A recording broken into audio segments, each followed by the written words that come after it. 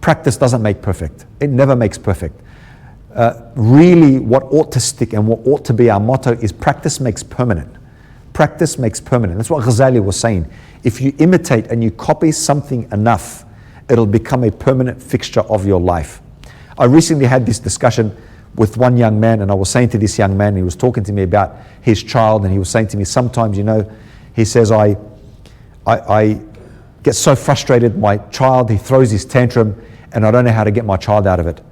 And I started to tell him a story about how my 2-year-old threw a tantrum the other day, and I could see where my child was coming to the apex, right? But didn't know how to snap out of it. And my words were just comforting and trying to get them out of it a little bit. And then, you know, when my daughter eventually broke into a cry, I knew that she'd reached her peak of the tantrum, right? And then she'd come down slowly, slowly, slowly, slowly.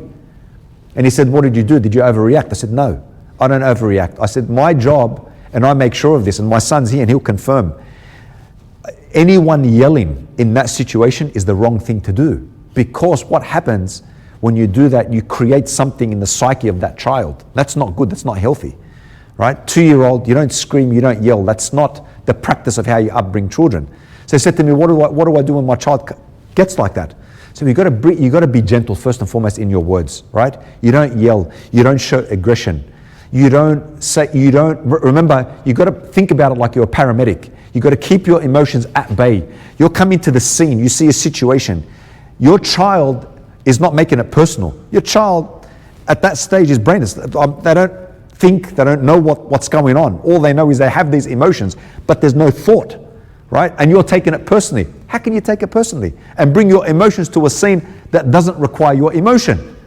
And he says, I've never thought about it like that. What do you mean? Am I expected to be a psychologist? I said, no, you're not expected to be a psychologist. I said, but what you're meant to do in that situation is you need to be calm, you need to be collected, and you need to not create a toxic environment, because when you yell, everybody in the house will see that you yell, and you make everybody around you displeased. He said, so what do I do? I said, you just got to become a copycat. He said, how? I said, speak to that child little bit by little bit. I said, even inside that you might be frustrated as ever, but you got to be gentle, you got to be calm, you got to be people around you have to see that you're calm.